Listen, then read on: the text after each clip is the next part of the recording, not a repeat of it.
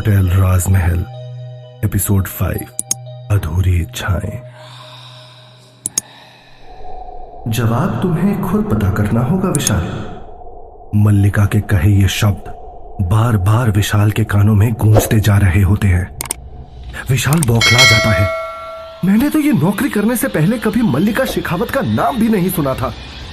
फिर मेरा क्या रिश्ता है इसके साथ? मैंने ऐसा क्या किया है उसका जो मेरी जिंदगी का ये हाल हो गया है? विशाल अभी ये सब सोच ही रहा होता है कि उसकी नजर रिसेप्शन के टेबल के नीचे पड़े एक रजिस्टर पर जाती है। विशाल कांपते हाथों के साथ उसे उठाता है तो उसे उस रजिस्टर के आगे के कुछ पन्ने जले हुए मिलते हैं और उसे आखिरी पन्ने पर रिसेप्शनिस्ट के नाम की लिस्ट मिलती है, जिसमें विशाल को अपना नाम भी दिखाई देता है। विशाल के नाम के ऊपर एक और नाम लिखा होता है, अमित ठाकुर। विशाल सोचता है कि शायद यहां पहले काम करने वाले आदमी को कुछ पता हो कि आखिर ये मालकिन चाहती क्या है।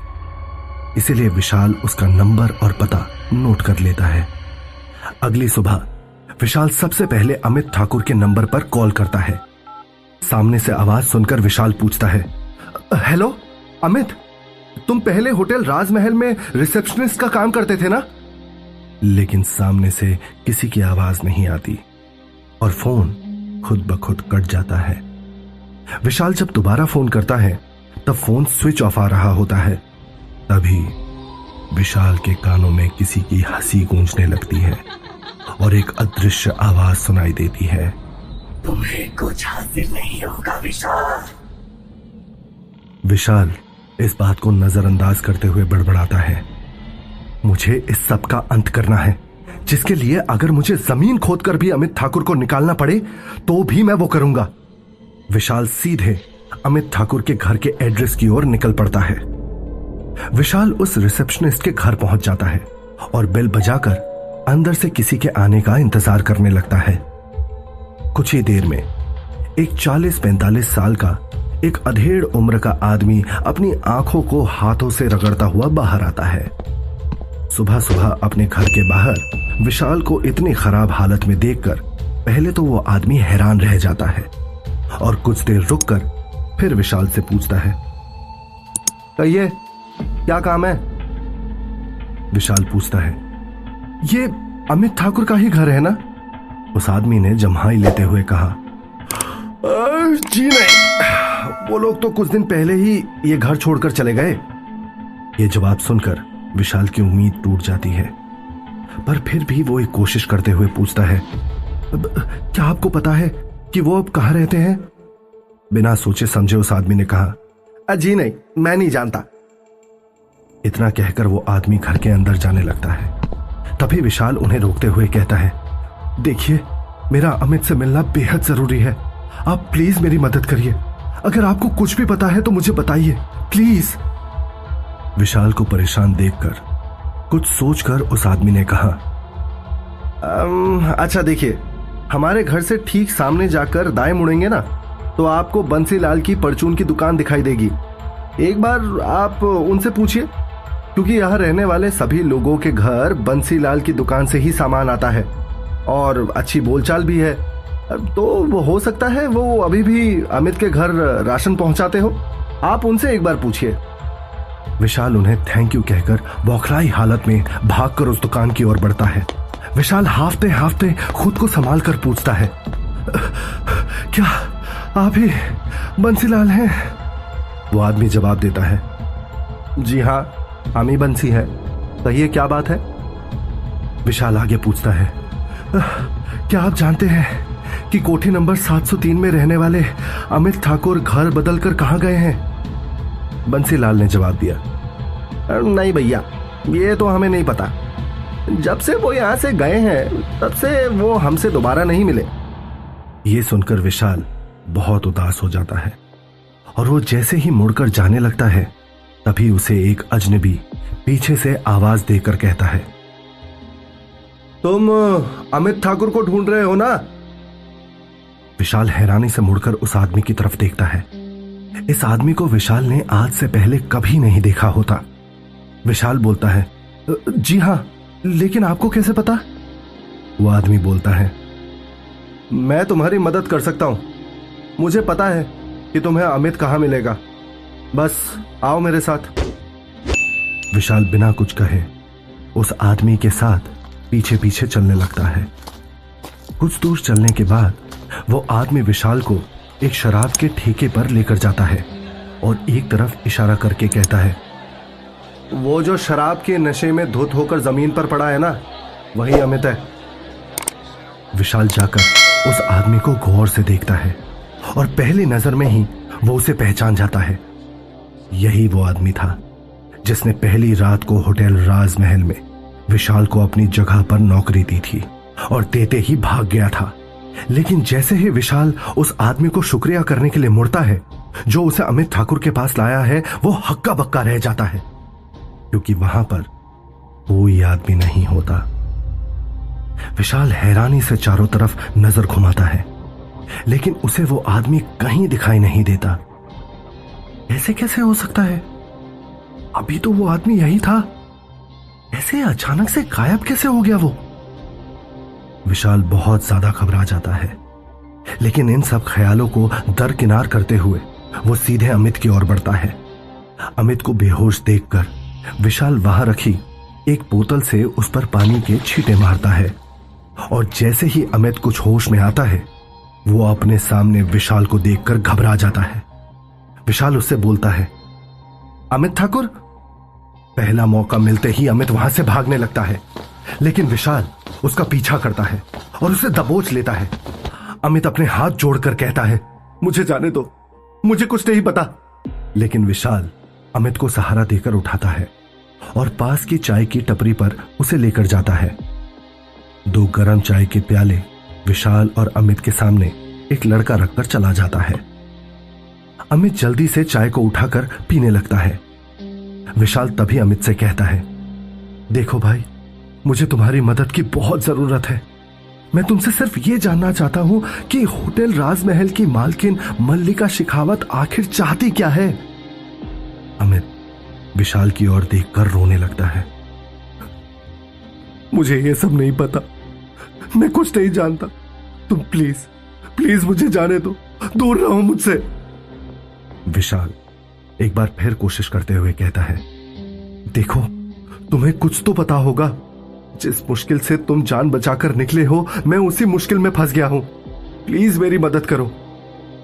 अमित एक बार विशाल को घबराई नजर से देखता है और फिर बोलता है, मुझे मल्लिका मैडम ने बस तुम्हारे घर जॉब ऑफर लेटर भेजने को कहा था, वो मैंने तुम्हें भेज दिया था।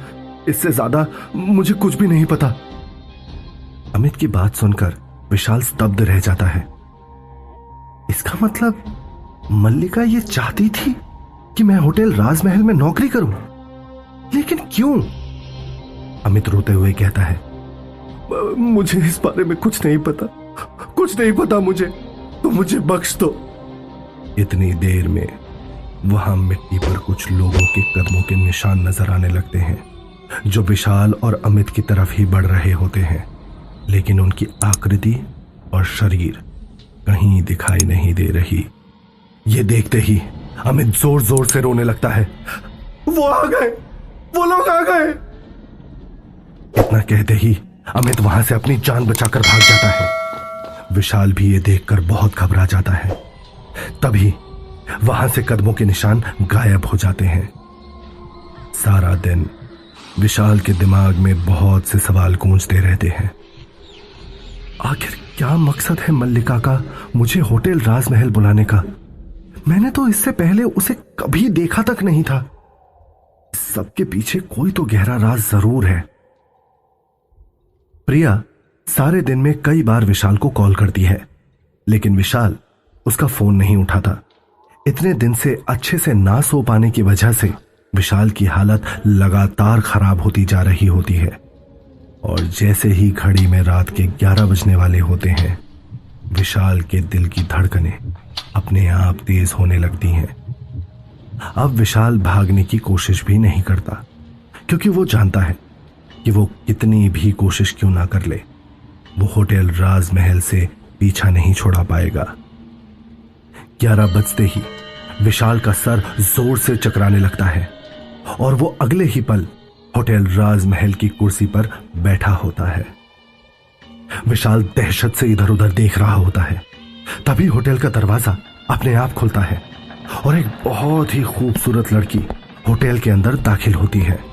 उसके पीछे उसका सामान उठाए हुए वही आदमी घुसता है जो हर वक्त विशाल के इर्द गिर्द रहता है। वो आदमी घूर कर विशाल की ओर देखता है और उसकी तरफ बढ़ता है। विशाल की हालत खराब होने लगती है, लेकिन वो आदमी बिना विशाल को कुछ कहे उसके ड्रॉर से रूम नंबर 1101 की चाबी लेकर वहां से चला जाता है। विशाल तो उस औरत को देख पा रहा होता है, लेकिन वो औरत एक पल के लिए भी विशाल की तरफ नहीं देखती। तभी विशाल को किसी के पैरों की आहट सुनाई देती है और कुछ ही देर में विशाल के सामने मल्लिका खड़ी होती है। मल्लिका ने बाथरोब पहना होता है और अपने बालों पर टॉवल लगाया होता है, जैसे कि वो अभी अभी बस नहा कर आई हो। विशाल उसको देखते ही अपनी नजरें दूसरी तरफ घुमा लेता है। वो हंसते हुए पूछती है, तो क्या पता चला तुम्हें अमित ठाकुर से? ये सवाल सुनते ही विशाल के होश उड़ जाते हैं। डर के कारण उसका शरीर कांपने लगता है और वो मल्लिका की तरफ एकटक देखने लगता है। मल्लिका मुस्कुराते हुए कहती है, ये जानकर अच्छा लगा कि कोशिश कर रहे हो तुम। Very good. लेकिन तुम गलत जगह कोशिश कर रहे हो विशाल। तुम्हें यहां से कुछ हासिल नहीं होगा, कुछ भी नहीं। इससे पहले कि विशाल कोई जवाब दे पाता, रिसेप्शन टेबल पर पड़ा फोन बजने लगता है। विशाल घबराहट के मारे पूरा हिल जाता है और खुद को गिरने से बचाने के लिए कुर्सी का सहारा लेता है। वो जैसे ही मल्लिका की तरफ देखता है, वो वहां से गायब हो चुकी होती है। विशाल डरते डरते फोन उठाता है तो सामने से एक औरत की आवाज उसे आती है, मेरी मदद कीजिए प्लीज, जल्दी से रूम नंबर 1101 में आइए। इतनी देर में उस औरत के चीखने और चिल्लाने की आवाजें सुनाई देती है और फोन कट जाता है। ये तो वही औरत है जो अभी अभी होटल के अंदर दाखिल हुई थी। ये सोचते हुए विशाल भागता हुआ 11वें फ्लोर की तरफ बढ़ता है। उसे रूम के बाहर पहुंचते ही अंदर से काफी शोर की आवाज सुनाई देती है। विशाल जैसे ही रूम नॉक करने लगता है, दरवाजा अपने आप खुल जाता है और अंदर का नजारा देखकर विशाल की आंखें हैरानी में बड़ी होती चली जाती है। रूम के अंदर एक आदमी पूरी तरह से उस औरत को मार रहा होता है और वो औरत विशाल की तरफ देखकर उसे मदद के लिए बुला रही होती है। विशाल भागता हुआ उस तरफ बढ़ता है और उस आदमी को रोकने की कोशिश करने लगता है, लेकिन विशाल जैसे ही उस आदमी को रोकने के लिए अपना हाथ बढ़ाता है, वो उसे पकड़ नहीं पाता, जैसे कि वो धुएं को पकड़ने की कोशिश कर रहा हो। विशाल बार बार अपने हाथों से उस आदमी को रोकने की कोशिश करता है, लेकिन हर बार नतीजा एक सा। वो चाहकर भी उस आदमी को नहीं रोक पा रहा था। विशाल ये देखकर और भी ज्यादा हैरान हो जाता है और फटाफट रूम में पड़े टेलीकॉम से पुलिस को फोन करने लगता है, लेकिन वो फोन बिल्कुल डेड पड़ा होता है। ये देखकर विशाल को यकीन नहीं होता, क्योंकि अभी कुछ समय पहले इसी फोन से इस औरत ने रिसेप्शन पर फोन किया होता है। विशाल डरते हुए रूम से बाहर भागता है कि शायद उसे कोई और नजर आ जाए जो इस वक्त उस औरत की मदद कर सके, लेकिन विशाल पूरे कॉरिडोर में भागता है और चिल्लाता है, कोई है यहां? वो आदमी मार देगा उस औरत को, कोई उसकी मदद करो प्लीज। विशाल की आवाज सुनने वाला वहां कोई नहीं होता और वहीं दूसरी तरफ अब उस औरत के चीखने की आवाज भी विशाल को सुनाई देनी बंद हो जाती है। विशाल भागकर जब रूम नंबर 1101 में जाता है, तब उस आदमी ने उस औरत को पंखे के साथ फांसी पर लटका दिया होता है। वो औरत पंखे पर झूल रही होती है और उसकी आंखें बाहर को निकल चुकी होती हैं। विशाल को ऐसा लगता है जैसे वो औरत उसे बचा ना पाने के लिए उसे घूर कर देख रही होती है। वहीं वो आदमी जिसने उस औरत को मार दिया है, वो अपना बैग उठाकर अपने कपड़े ठीक कर विशाल को देखकर हंसता हुआ वहां से जाने लगता है। विशाल एक बार फिर उसे पकड़ने की कोशिश करता है। कहां भाग रहा है खूनी, रुक! लेकिन वो आदमी वहां से बाहर चला जाता है, जैसे उसने विशाल की बातें सुनी ही ना हो। विशाल जब उस औरत की तरफ देखता है, वो औरत जोर जोर से हंसने लगती है और कहती है, मेरा एक काम करना होगा विशाल। ये देखकर विशाल जोर जोर से चिल्लाते हुए पीछे हटने लगता है और इसी बीच उसका पैर फिसल जाता है और वो सीढ़ियों से नीचे गिर जाता है। वो जैसे ही खुद को संभालते हुए ऊपर कमरे की तरफ देखता है तो कोई धड़ाम की आवाज के साथ कमरे को बंद कर देता है। ये देखकर विशाल घुटनों के बल बैठकर जोर जोर से चिल्लाने और रोने लगता है, मल्लिका, मार दो मुझे, आकर मार दो मुझे, थक गया हूं मैं ऐसे होटल में भटकता भटकता। आखिर क्या गलती हुई है मुझसे? मुझे किस बात की सजा दे रही हो तुम? मेरी जिंदगी मौत से भी ज्यादा बदतर कर दी है तुमने। इससे तो अच्छा तुम ये जिंदगी ही ले लो मुझसे। आओ, सजा दो मुझे, सजा दो मुझे। विशाल अभी भी ये सब कह ही रहा होता है कि उसे बहुत सारे लोगों के एक साथ आने की कदमों की आवाज सुनाई देती है। वो इधर उधर देखता है, तभी सामने से मल्लिका आ रही होती है और उसके पीछे बहुत सारे लोग खड़े होते हैं। विशाल ये देखकर हैरान रह जाता है। उसे अपनी आंखों पर विश्वास ही नहीं हो रहा होता है कि ये इतने सारे लोग उसके सामने यहां होटल राजमहल में मौजूद हैं। मल्लिका कहती है, तुम यहां से जाना चाहते हो ना? इस होटल राजमहल से खुद को आजाद कर लेना चाहते हो ना? ठीक है, तुम जा सकते हो। विशाल को मल्लिका की बात पर यकीन नहीं हो रहा होता कि वो विशाल को यहां से जाने के लिए कह रही है। वो धीरे धीरे जमीन से उठकर खड़ा होता है और खामोशी के साथ मल्लिका की तरफ देखता है। मल्लिका एक बार फिर कहती है, तुम यहां से जा सकते हो, लेकिन मेरी एक शर्त है। विशाल बड़ी मुश्किल से शब्दों को जोड़ते हुए कहता है, शर्त? कैसी शर्त? मल्लिका रहस्यमयी मुस्कान के साथ विशाल से कहती है, जानते हो ये सब लोग जो मेरे साथ खड़े हैं, ये कौन है? विशाल अपना सर ना में हिलाता है। मल्लिका कहती है, ये सारे लोग मर चुके हैं। यहां इनकी आत्माएं खड़ी हैं तुम्हारे सामने विशाल। 2015 में इस होटल में लगी आग में ये झुलस गए थे। ये होटल भले ही शहर के नक्शे से जल चुका हो, लेकिन आज भी इसमें 120 आत्माएं भटकती हैं मुक्ति पाने के लिए, और इसके पीछे कहीं ना कहीं तुम भी जिम्मेदार हो। यह सुनकर विशाल के पांव के नीचे से जमीन सरक जाती है और वो दहशत से सबके चेहरों की ओर देखने लगता है। वो सभी लोग घूर कर विशाल की ओर देख रहे होते हैं। विशाल के होंठ कांपने लगते हैं और वो कुछ बोल पाने की स्थिति में नहीं होता। मल्लिका आगे कहती है, तुम्हें यहां मौजूद इन 120 आत्माओं की अधूरी इच्छाओं को पूरा करना होगा। इन्हें मुक्ति दिलानी होगी। उसके बाद तुम यहां से जा सकते हो, फिर आजाद हो जाओगे तुम इस गुलामी से। तो क्या होगा आगे की कहानी में? कैसे करेगा विशाल इन आत्माओं की इच्छाओं को पूरा? क्या रिश्ता है उसका मल्लिका से?